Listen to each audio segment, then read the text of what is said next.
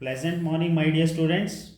Welcome to the online class, grade 7th, History, chapter 6. Okay, so today we are going to learn about the Sultans of Delhi. Why we call them as the Sultans of Delhi?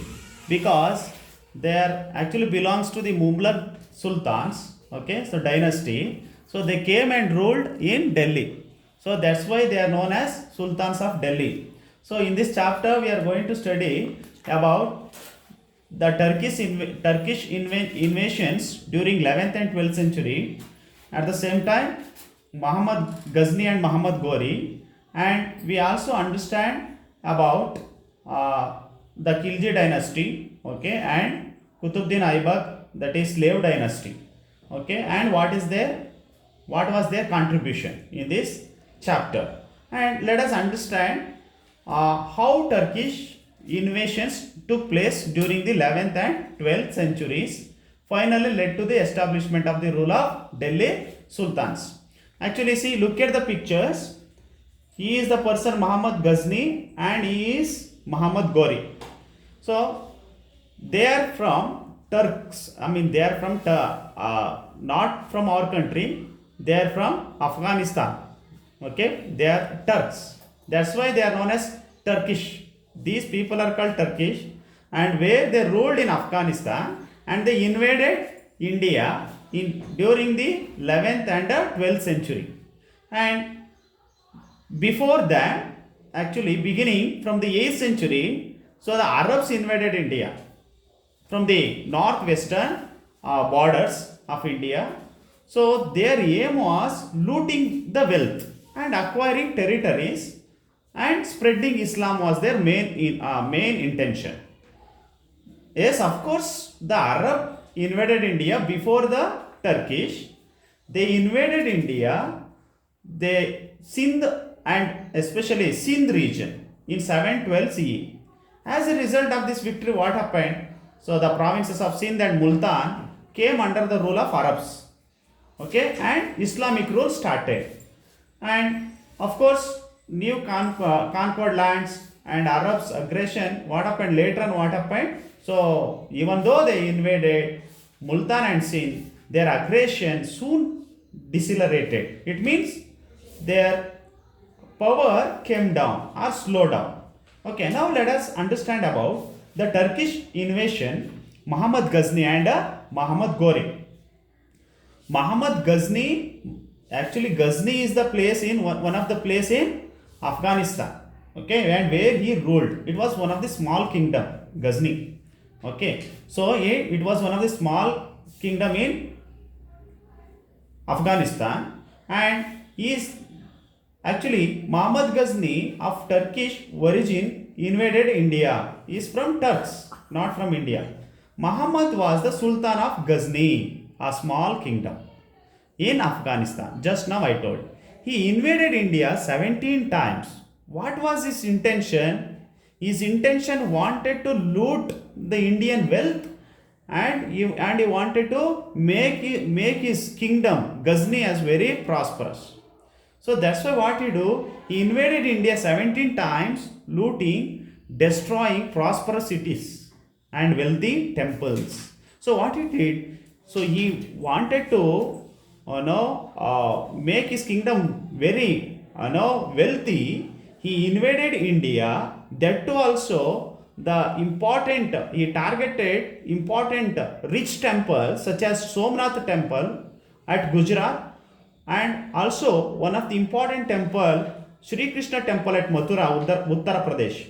What he did, he invaded about 17 times. Just imagine, children, 17 times. So there is saying that he carried a huge wealth. Okay, he using camels as well as elephants. So it is saying that there are 100 elephants were used to carry the huge wealth. So just imagine how much wealth was restored in the Indian temples. Okay, and it was really wealthy. That too also Somnath temple at Gujarat. And after that, what happened? After his rule, then Muhammad Ghori started to rule. And here we can understand before that between 8 to 10th century, Arab invaded India, and 10 to 12th century, especially 11 and 12th century CE, Muhammad Ghazni and Muhammad Ghori invaded. You just imagine only 200 years. What was the no their achievement, or how they accumulated their wealth in their kingdom, and finally they established their rule in Delhi. That's why they are called the Sultans of Delhi. Now let us understand next after Ghazni. So Muhammad Ghori invaded India in the 12th century. Okay, so where Muhammad Ghori, he was also ruling the kingdom in Afghanistan. It is the place called Ghori, one of the small kingdom. And when he invaded India, so he defeated Prithviraj Chauhan at the first battle of Tarain, which took place in the year 1191, and where of course Chauvans were ruling in North India, and now where now especially there were several other kingdoms. Prithviraj Chauhan, okay, Prithviraj Chauhan from Chauhan dynasty was very famous, okay, and there Prithviraj Chauhan bravely fought against against Muhammad Ghori. But what happened? Of course, Prithviraj Chauhan was able to face Muhammad Ghori at the first battle of Tarai in the year 1191. But very next year, what he did? So, at the very next year, he came in, and again he defeated Prithviraj Chauhan in the second battle of Tarai in the year 1192. So, of course, he battled against Ajmer. Okay, Prithviraj Chauhan, the king of Delhi, and Ajmer, king of Delhi and Ajmer defeated him in a battle. However, Muhammad was spared from death penalty. The very next year, Muhammad came India and fought with Prithviraj and defeated him. And Muhammad also ordered Prithviraj to kill him. It means Muhammad ordered him to be killed. It means Prithviraj Chauhan was defeated and he was murdered. Then, before returning to Afghanistan, Muhammad Ghori, what he did? So he transferred his conquered lands, especially Ajmer, Singh, Multan. These kind of places were actually handed over to his general by name called Qutbuddin Aibak. Qutbuddin Aibak, while he was returning and when he went back to his place, Ghori, so on the way he was died. Muhammad Ghori died, and then onwards Qutbuddin Aibak, he declared himself as a Sultan of Delhi after the death of his master Muhammad Ghori. Okay, so then how this Qutbuddin Aibak came to rule? So actually Qutbuddin Aibak, he was one of the slave. Okay, he was experienced in archery, okay, and horse riding. So seeing his skill and ability, understanding his ability, so he was in the beginning with Nishap, also Qazi of Nishapur, okay, in Persia. So from there, so finding his talent, and what Muhammad Ghori did, Muhammad Ghori went and purchased from Qazi of Nishapur, and seeing his bravery and military leadership, so he made him, Muhammad Ghori made him as a general in the kingdom, in the military. So, and finally, Qutbuddin Aibak declared himself as a independent king of Delhi, and he also became a Delhi Sultan. From then onwards, the slave dynasty started. Now, let us understand about the slave dynasty Qutbuddin Aibak. What was his achievement? Qutbuddin was the first Sultan of Delhi. So, these two are Turkish. Now, the slave dynasty started to rule in Delhi. That's why we call him as he is the first Sultan. And what Muhammad Ghori did?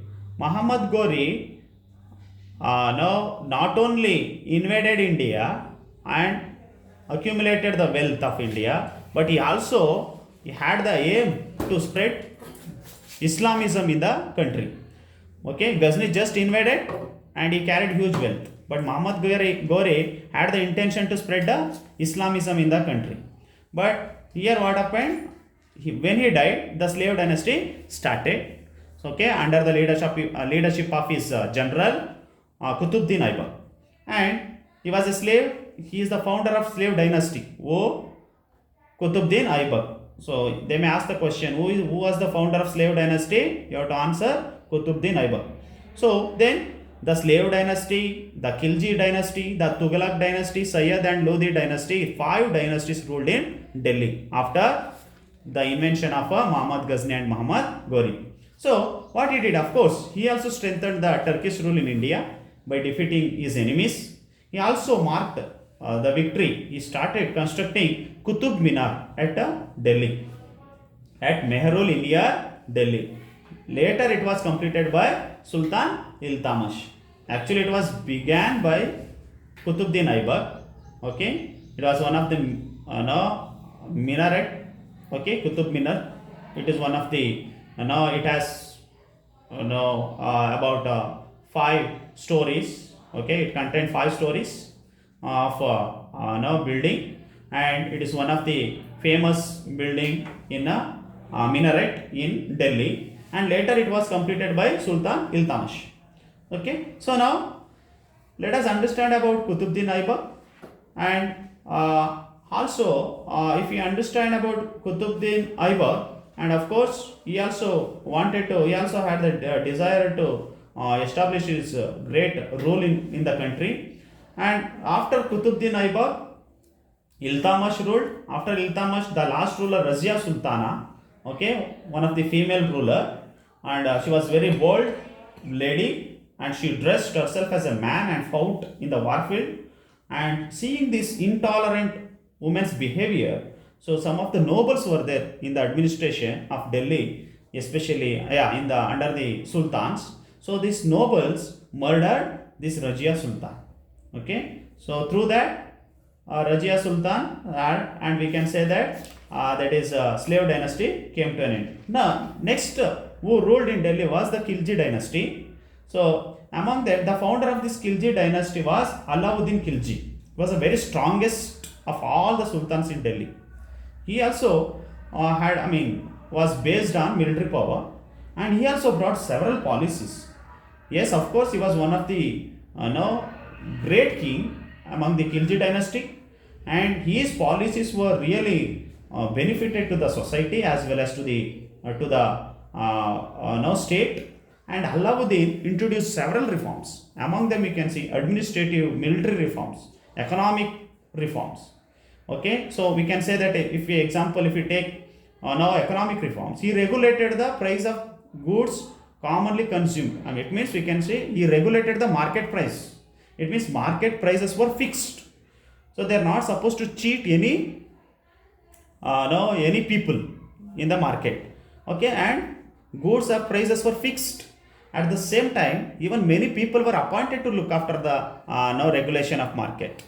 And we can also see next he also banned the consumption of liquor and gambling in Delhi.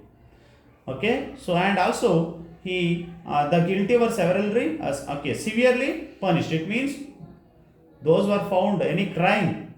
We can say that crime was avoided during that time. Okay, there was no crime. Okay, during his time. And military campaigns, if you understand, Alauddin aspired to conquer entire India. In the first instance, he conquered North India by his military strength. And he also wanted to concentrate now in the South India. That's why what he did, he sent his general Malik Kafur. He was also a slave and was very close to him. And he sent Malik Kafur, Alauddin general Malik Kafur, to South India in order to invade India, especially South India. And Malik Kafur invaded India and captured about, he extended his territory, and also he captured 5 important major kingdoms. Okay, so there he defeated the Yadavas of Devagiri, which is there in Maharashtra, and the Kakatiyas of Warangal, which is located in Andhra Pradesh, and the Vaisalas of Dwarasamudra in Karnataka, and Pandyas of Madurai. Okay, Madurai, which is located in Tamil Nadu. So Malik Kafur came and he continued his military march and proceeded up to Rameshwaram. And of course, along with this route, his enemies were also destroyed. And what happened there? He also destroyed several worship places of Hindus, and he looted wealth. And that time when he looted no wealth, especially Madurai and especially other places, especially Vaisalas of Dwarasamudra, they were very rich kings, rich kingdoms. And that time the huge quantity of wealth was accumulated from South India, which was flowed to Delhi. And of course, Alauddin, also patronized by many poets in his court. Amir Khusro was a great musician, where he used tabla and sitara instruments were used. And he also built new fort in Delhi known as Siri Fort, Siri Alai Darwaza. Okay, so this is the picture of Alai Darwaza in Delhi. Okay, and a grand structure. Okay, that was his great contribution of architecture. And Alauddin's also last days were really tragic. So there were several problems he had to face. And of course, finally, Malik Kafur, out of greed, he killed his master, and he declared himself as a independent ruler of Delhi. But later on, what happened? He too also was killed, okay, by his enemies. Within a short time, the Khilji rule ended, and the Tughlaq dynasty came to power. Now let us understand about the Tughlaq dynasty. And Sayyid and Lodi dynasty, we have only little information. So the Tughlaq dynasty, so the Muhammad bin Tughlaq was the most notable sultan.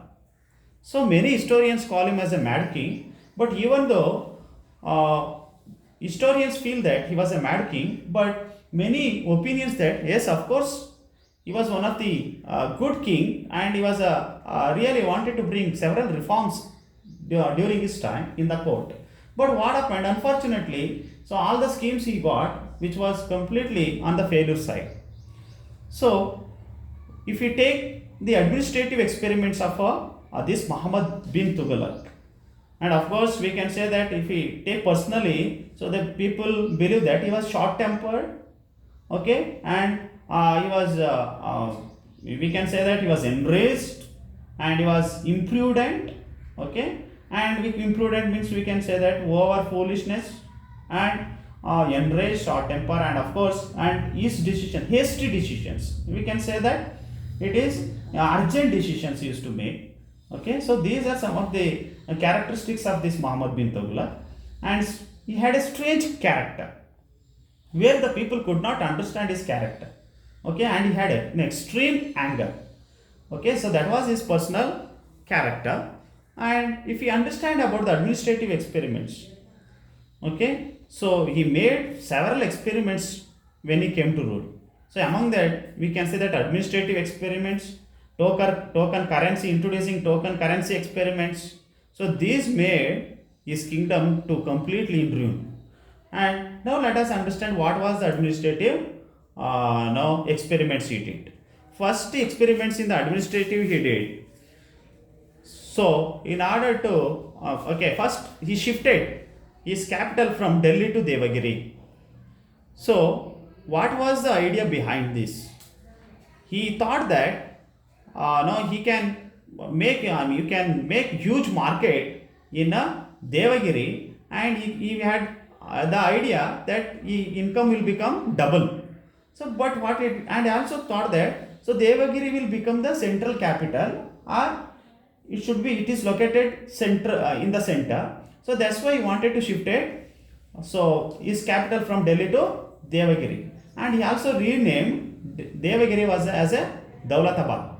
Then he also passed strict orders to the people, all should vacate their residence immediately and move to new place. The residents of Delhi who were forced to leave their homes faced untold misery, because from Delhi to Devagiri it was about 700 kilometers. So the people used to walk far. It was not so easy time, and where the people, many people were there, including several old people were there. and several people where they used to walk on the road, so they died without water and food. So they faced several misery life, and of course during their journey, and a large number of them died on their way. And anyway, after shifting the capital, finally he realized that he had committed a grave mistake, and where the now income became very low, and at the same time again he planned to shift from Devagiri to Delhi. Again he wanted to shift his capital from Devagiri to Delhi. So then, however, only again the people walking through their journey, and several died. Only few survived in return to Delhi. And second mistake, he issued the token coins, that is, he introduced copper coins, where it was already beginning in the beginning, where already silver coins were existed, and when he passed the law or passed the order, what he did, he did not inform to the government. Okay, he told to mint the coin. Okay, when he passed the order, he made the mistake. But he failed to pass order that only the government had the authority to mint copper coins. Consequently, what happened? Many people started themselves to begin to mint the coins.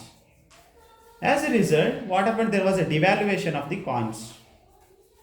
Okay, so the money lost its value. So finally, he abolished the use of copper coins. Then finally he told to exchange the silver coins for copper coins. So what happened this time? The treasury became empty. It means he distributed all the silver coins, and he started to use copper coins.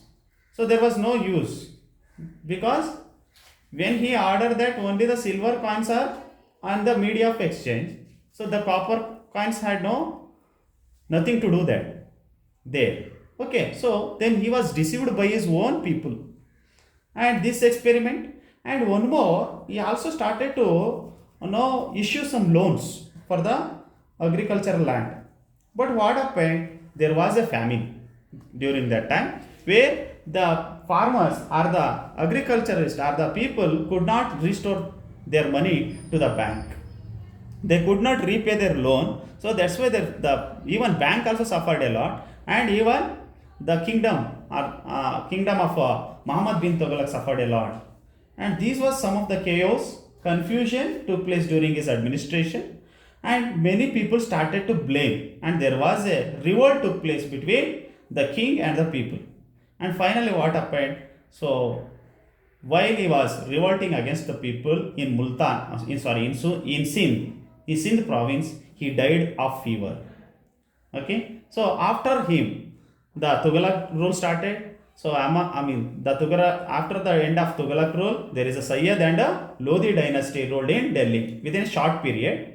And among Lodi, we can see Ibrahim Lodi was one of the famous king. He was defeated in the first battle of Panipat by Babur. Through there, Mughal rule started. Okay, in the year 1526, the first battle of Panipat took place between Ibrahim Lodi and Babur. Okay, Babur is not from our country again, he is Babur also from Afghanistan. And there, Ibrahim Lodi will be defeated at the first battle of Panipat. Now, next, let us understand, this is about the Tughlaq dynasty, Khilji dynasty, slave dynasty, and the invasion of Muhammad Ghori and Muhammad Ghazni. Now let us understand about the contribution of Delhi Sultans. First contribution was administration contribution.